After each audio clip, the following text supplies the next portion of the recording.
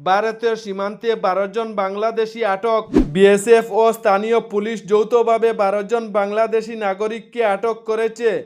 SIR এর বয়ে দেশ ছাড়ার চেষ্টা, সীমান্তে পুলিশের জালে 12 বাংলাদেশি নাগরিক।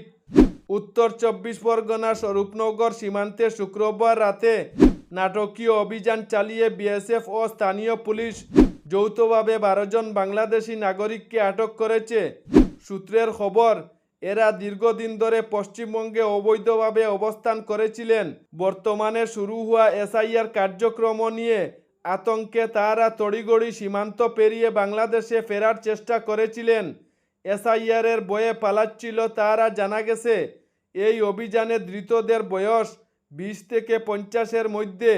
তাদের জিজ্ঞাসাবাদে পুলিশ জানতে পারে, এসআইআর শুরু হতেই অনেকেই ভয় পেয়ে গেছি, দেশে ফেরার প্রস্তুতি নিচ্ছিলাম, এমনই স্বীকারোক্তি এসেছে একজন ধৃতের মুখে।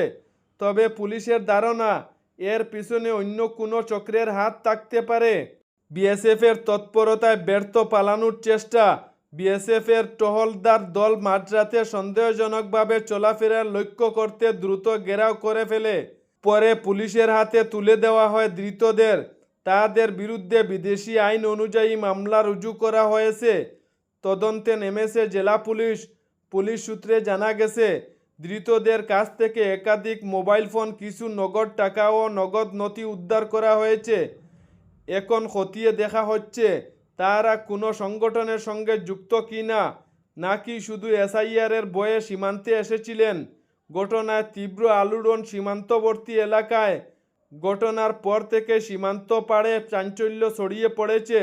স্থানীয় বাসিন্দাদের দাবি, অনেক দিন ধরে এরা এলাকায় থাকত, হঠাৎ উধাও হয়ে যাওয়ার চেষ্টা করেছিলেন। বিএসএফ জানিয়েছে, সীমান্তে নজরদারি আরও জোরদার করা হয়েছে, যাতে ভবিষ্যতে এই ধরনের চেষ্টা ব্যর্থ হয়। এসআইআর কার্যক্রমে অনিয়ম রুখতে প্রশাসন যতই কড়াকড়ি করুক, তবুও কিছু মানুষ এখনও আতঙ্কে। সীমান্তে এই ঘটনা যেন সেই বাস্তবতার প্রতিছবি। এইরকম আরও খবর দেখতে আমাদের চ্যানেলটি ফলো করে রাখুন।